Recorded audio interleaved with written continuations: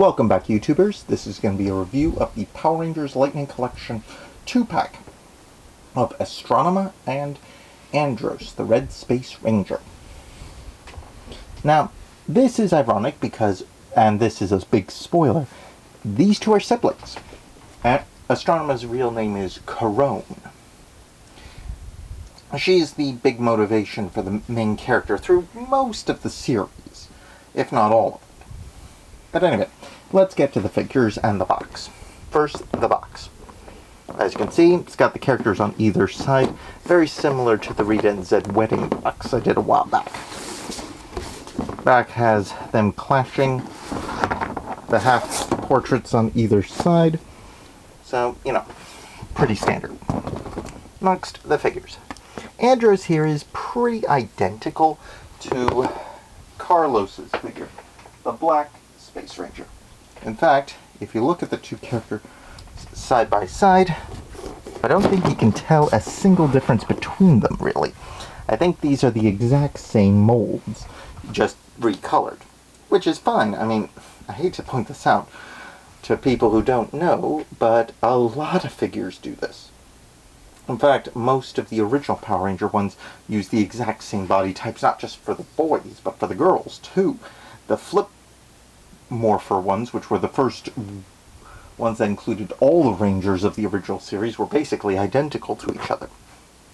But anyway, so we can probably expect the Blue Ranger and the Pink Ranger of this series to be identical to the Yellow Ranger and Andros here, as they were produced first. But anyway, let's get down to the figures themselves. Astronema is a very nice figure. She's got all this nice detailing in her shoulder guards and chest. She even has the locket, which they share one.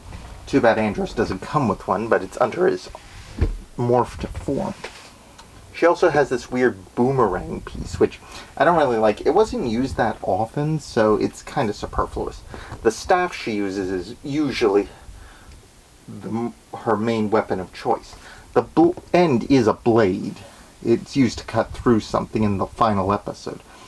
I believe it's called a wrath staff. I'm not sure. It's been a while since I watched the series. And I do like her design. The heavy metal torso with a light lower body design is really good. The one accessory I kind of wish they had included is a few different head pieces for her. Because one of the weird things they did during the series was they constantly changed her hairstyle in the early episodes. The blue hairstyle she has here was the last one she had before she turned good, and then she has just a bowl cut sort of one that's red when she's turned into a cyborg.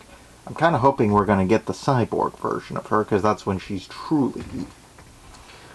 And, you know, this is a good figure. She's got the cool gauntlets here and the like, and she comes with this big electrical effect, which slide it into here.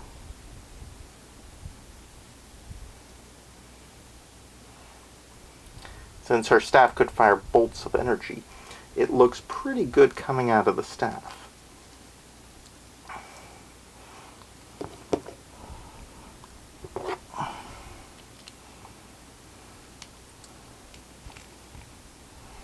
And you can have her brother fighting her. Now, the one thing I'm disappointed about is the Spiral Saber, his main weapon, is really small compared to what I think it should be. It was a lot bigger comparatively in the show. But there's plenty of third parties out there if you want a bigger one. Otherwise, I like this 2-pack. It's really good. He comes with the same Astro Blaster. He's got, ironically enough, his gun hand for this side instead of this one, which is unusual. And he comes with his Galaxy Glider Hang 10 hand, as well as a closed fist. Astronema also has 2 black closed fists. And of course, there's the head sculpt. Now, again, one of the problems is, for both of these figures, their hair gets in the way. There is no posability, which is the one downside of these two figures, is that their heads don't turn well when they're using the human faces. So you've got limitations there. Otherwise, they're pretty good.